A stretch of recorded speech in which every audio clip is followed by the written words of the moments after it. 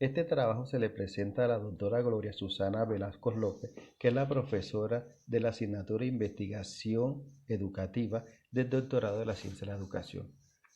Mi nombre es Humberto Hurtado y le voy a presentar en las partes que se divide este trabajo. Primero vamos a hablar sobre los antecedentes históricos de la ciencia y su relevancia en la investigación, los valores e intereses de la investigación, los conceptos de paradigmas epistemológicos de la educación y su clasificación, la relevancia en la ciencia de la educación y el profesor como un investigador científico. Comenzamos la primera parte, antecedentes históricos de la ciencia y su relevancia en la educación. Comenzamos con los hombres de la Mesopotamia y de Egipto, los cuales organizaron el conocimiento y hicieron diferentes especializaciones en la agricultura, en la ganadería, las matemáticas. Fueron los primeros que hicieron procedimientos quirúrgicos y observaciones sistemáticas. Luego pasamos a Grecia, donde Platón fue el fundador de la Academia de Atenas, una escuela dedicada al desarrollo del conocimiento que se dedicó a la filosofía, a la retórica, las matemáticas, la astronomía y la medicina. Luego pasamos al Renacimiento con Leonardo da Vinci y Copérnico. Leonardo da Vinci es uno de los fundadores de la ciencia moderna. Vincula el conocimiento a la complejidad de una percepción sensorial, donde el investigador desempeña un papel activo. El giro de Copérnico y el mundo de la ciencia. Desde el siglo XVI propuso el movimiento terrestre en un esfuerzo por perfeccionar las técnicas usadas hasta entonces para predecir la posición astronómica de los cuerpos celestes. Sin Copérnico no podríamos pensar en la transición de la ciencia medieval a la ciencia moderna y el imaginario moderno. La revolución copérnica también desempeñó un papel de transformación en los valores que rigen a la sociedad occidental. Ahora vamos a hablar del horizonte de Max Weber. Entrados en el siglo XX, realiza la ciencia natural, se comienza a utilizar la expresión ciencias sociales. Se realizan investigaciones en el área científica, en la economía, sociología, política, derecho e historia. Pasamos a Paul Ricoeur, conocido por su intento de cambiar la descripción fenomenológica con la interpretación hemayéutica. Pasamos ahora a Martin Buber.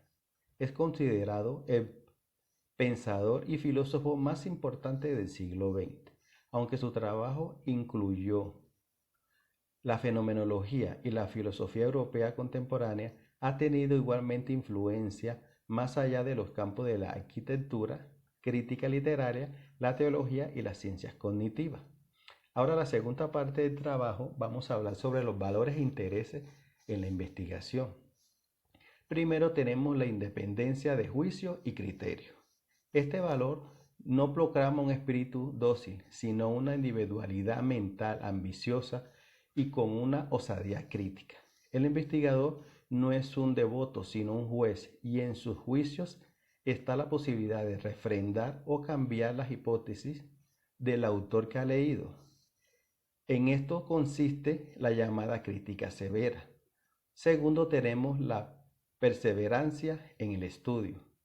Nos habla de una atención prolongada en la orientación permanente de nuestras facultades hacia el objeto de estudio. Tercero, tenemos la pasión por la gloria. Hace referencia a los beneficios que trae la investigación a toda la humanidad entera. Luego tenemos el patriotismo, que nos habla que el investigador cultiva una pasión por su país, sin denigrar a los demás. Y por último tenemos el gusto por la originalidad científica, que nos habla sobre respetar la propiedad intelectual o autoría de los artículos o investigaciones. Se plantea como un alumbramiento o brote creativo que genera un placer en la realización de las actividades investigadoras. La tercera parte de este trabajo hablamos sobre el concepto de paradigmas epistemológicos de la educación y su clasificación. Aquí nos guiamos por Hill, León y Morales, que nos habla que la terminología para designar a los paradigmas en la investigación educativa va de acuerdo a los modelos teóricos que se está aplicando. El primer paradigma es el positivista, también denominado cualitativo o racional. Este paradigma asume una concepción de la realidad única, objetiva y tangible. Su finalidad se encuentra en explicar, controlar y verificar y predecir los fenómenos con el método hipotético deductivo. Este paradigma encontramos tres clases de investigaciones: la experimental, donde se controlan las variables independientes; el cuasi experimental, donde el diseño carece de azar en la formación de los grupos; y el no experimental, no tiene un control de la variable independiente. El segundo paradigma es el interpretativo, que también lo llamamos cualitativo, humanista o etnográfico. Consiste en interpretar, se centra su estudio en los significados de las acciones humanas y la vida social, en medio de una realidad dinámica, de múltiples y holística. Se inclina hacia el estudio de las características de los fenómenos no observables directamente ni susceptibles a la experimentación. Luego pasamos al paradigma sociocrático, que surge como una respuesta ante las dificultades que presentan los anteriores. En este paradigma se realizan investigaciones de acción participativa, de acción crítica y colaborativa. El último paradigma es el dialéctico materialista, que se caracteriza por propiciar un proceso de análisis holístico de los fenómenos sociales y su relación indisoluble entre la teoría y la praxis. La cuarta parte del trabajo habla sobre la relevancia de la ciencia en la práctica educativa. El sistema educativo debe facilitar la adquisición de una cultura científica y tecnológica, por lo que se hace necesario ofrecer una enseñanza de las ciencias adecuada. Vivimos en una sociedad en que la ciencia y la tecnología ocupan un lugar fundamental en el sistema productivo y en la vida cotidiana en general.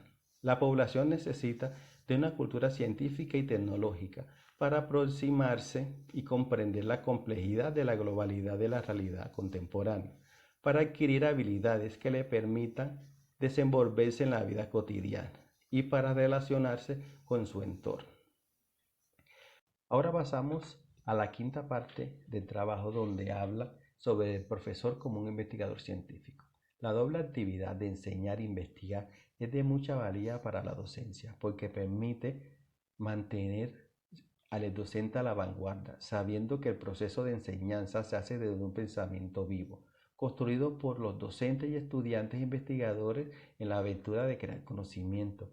El docente que investiga y enseña desde su propia experiencia de conocer tiene la práctica originaria y secuencial del desarrollo del saber, lo que le permite orientar la formación del espíritu científico e innovador de sus discípulos. Es un intelectual reflexivo y crítico, empeñado en transformar su propia realidad, comprometido con el mundo de hoy.